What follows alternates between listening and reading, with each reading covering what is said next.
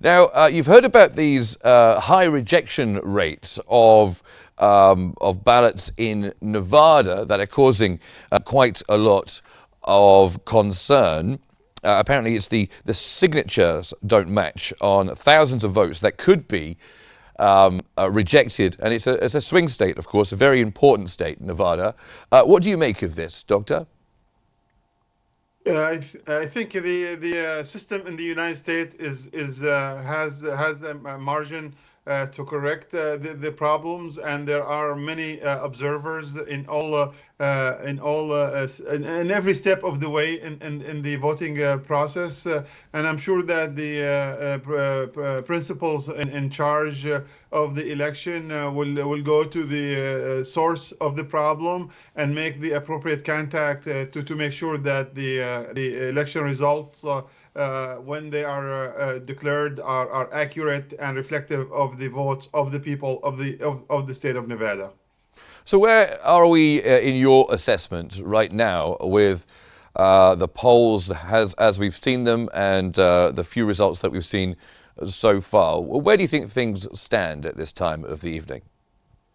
It looks like all the blue states are voting Democrats, and all the red states are voting Republican. And some of the states are already closed their doors, and they've started reporting the percentage of Democrats versus Republican votes, and they are consistent with the expectations. However, I guess the swing states.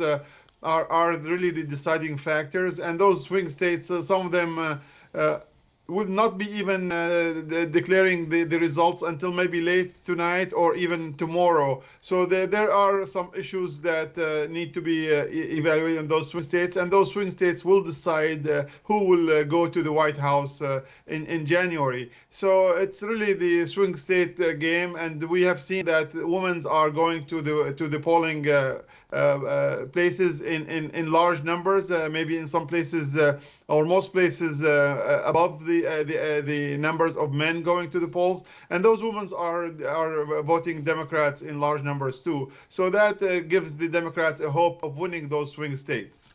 What did you make of North Carolina? We had a poll, and it's just a poll, we need to say that, at the moment, with Trump on 43 and Harris on 48. I think North Carolina was the only one of the swing states that Trump managed to hang on to in the last election. What do you think that means for the results? If those results stay consistent through the counting process, those are great, huge victory, and that's an indication that Democrats will win the final vote. However, I guess those numbers are preliminary at this point. They are small, and there is a variations in the numbers of the vote. For example, most cities vote Democrats, and most rural areas vote Republicans. The most university graduates vote Democrat, and most non-graduates vote Republicans. So if I mean there is variations in the United States, and there is a polarity. There is a between the Democrats and the Republicans, and that polarity has been accentuated by Donald Trump himself. He is a unique type of personality who has almost like a cult following, and he has been diverging his supporters even away from the Republican Party. Sometimes he has hijacked the Republican Party and forced most Republicans to follow him, even though some Republicans are still not agreeing with him, like his vice president and others in the Republican Party. And some of them have swung to the Democrats. They endorsed Kamala Harris. So this is a very unique election, and it's very consequential to the United States, and it will really change. There is a big difference between the two candidates, and it will change the face of the United States after the election. So it's a very important election, and many people are looking forward to learn about the results. And let me ask you about security. We had bomb threats in two states which the FBI had deemed non-credible. How do you think authorities have managed to balance the security of people who are voting? And do you think it's been a successful day so far in that regard?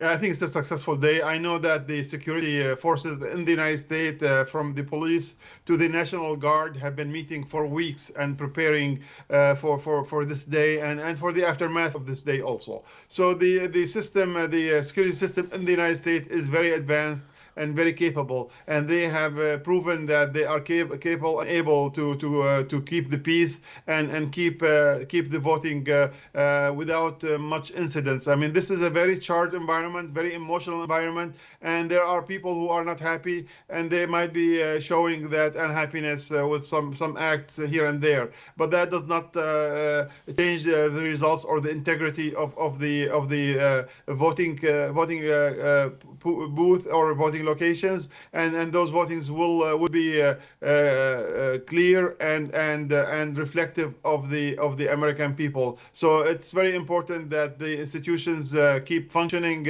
according to their principles and have the police to their sides to be called on if needed. And I don't think they've been called on often so far. Now, Donald Trump has said that this will be his final campaign. What do you make of that? And if he loses tonight, will we see him again in 4 years' time? Well, I hope so. I guess he is saying that it's his final. He's 78 years old, and he has led a movement in the Republican Party in spite of many Republicans against that movement. And he does not have a hair to replace him in 4 years so far. I mean, he has tried to recruit the vice president to his side, and he won him, even though the vice president was against Donald Trump initially. But he has swung around to be supportive of Donald Trump. So Donald Trump is a phenomena, and he is a change in the Republican Party. But not all the Republican Party is supportive of him. If it was his last run, now his movement might die out over 4 years time frame, and that is something which I think is wished by the Democratic Party. Now, Elon Musk is spending election night with Donald Trump. They have been thick as thieves during the election campaign. What do you make of the Elon Musk influence through his platform X in this election, and what future role might someone like Elon Musk have? Obviously, he can't be president because he was born in South Africa, but could he play a very big role in American politics? Well, apparently he's invested in Donald Trump heavily, and he has pledged hundreds, maybe tens of millions of dollars to help Donald Trump. And also he also devoted his media X in support of Donald Trump, even though Donald Trump is known to be against the media, and he called most media's liars in their face. But Elon Musk has been able to help out in this area, and apparently he has some interest of becoming more influential in the American government. He's explored space and explored everything else. Now he wants to explore government, and I'm not so sure he's going to be successful in government, but that's what he wants to do, and he's putting all his eggs in Donald Trump's basket. And if Donald Trump will win, he will be a winner as well, and he will have a large role to play in the American government. However, I guess we'll wait and see how that goes. But Elon Musk is declared his bias for Donald Trump, and that's what we are seeing today. Speaking of social media, as we were with Elon Musk, how damaging or important has the spread of misinformation been during this campaign? And also, is there more misinformation on one side than another, or is it pretty evenly spread? Well, I think the regular media or the established media has been losing ground to the social media in the United States and across the globe, I think, and that is really changing the face of politics. The established media might have policies and might have sway one way or the other. However, social media have no overarching, I guess, positions. You never know where they are coming from, depending on on the source of that social media, and there's lots of misinformation. But however, I guess they try to tailor that misinformation to the fears of the audience, not to the principles and the facts on the ground. So that is something I think the American government has to keep watch over, and make sure that there is no insinuations to violence or any misinformation which can lead to conflict. So it's a really a touchy subject, but this is a new reality where social media is becoming more powerful, and it's also polarizing the audience. The audience on the right listens to the right social media only, and the audience to the left listens to the left social media only, and that is polarizing the society. And that's we can see that clearly in the American politics, that there is more polarization going on and more emotion in that polarization. There's been concerns raised, this might be more misinformation, by Maryland voters talking about switched votes on machines tonight.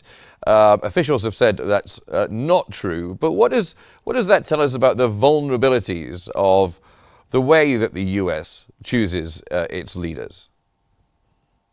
Well, I know that some of the employees who are responsible for the election, integrity of the election. I know many civil observants who go to the election every step of the way, and they observe all the what's happening, and the public in the United States have the right to be an observant of the election, and that's anybody who's eligible to vote also can be a observer, and there is integrity in the system. I believe in the established institutions, and I believe that they will reach the source of the problem and make correction as needed. It might take some time, but they are swift, and they will do their best to get to the bottom of the problem and make the corrections. One or two votes here or there might not change the results, but however, I guess they will pursue every single vote to make sure that they are reflective of their owners.